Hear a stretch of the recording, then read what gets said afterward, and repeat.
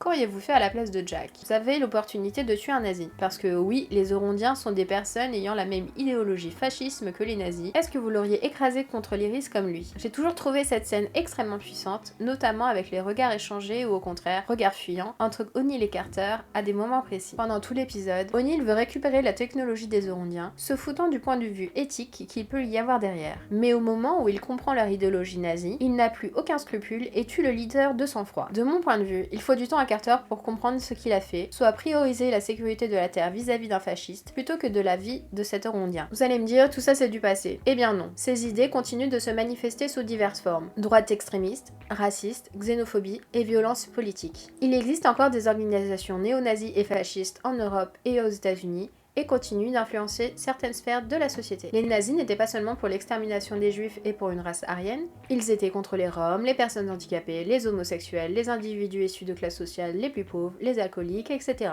Le personnage de Radek Zelenka est d'origine tchèque. The Czech whose name I can never remember. Dr. Zelenka? That's him. Les Tchèques sont des Slaves occidentaux. Les nazis considéraient les Slaves comme une race inférieure par rapport aux races aryennes et cherchaient aussi à les exterminer. Maintenant, je vais vous parler de quelque chose dont je parle régulièrement dans le milieu militant, c'est le droit à la violence. Je vais citer Elder Camara. Il y a 3 sortes de violence. La première, mère de toutes les autres, est la violence institutionnelle, celle qui légalise et perpétue les dominations, les oppressions et les exploitations, celle qui écrase et lamine des millions d'hommes dans ses rouages silencieux et bien huilés. La seconde est la violence révolutionnaire, qui naît de la violence d'abolir la première. La troisième est la violence répressive, qui a pour objet d'étouffer la seconde en se faisant auxiliaire et la complice de la première violence, celle qui engendre toutes les autres. Il n'y a pas pire hypocrisie de n'appeler violence que la seconde, en feignant d'oublier la première qui la fait naître et la troisième qui la tue. Donc oui, c'est de la violence.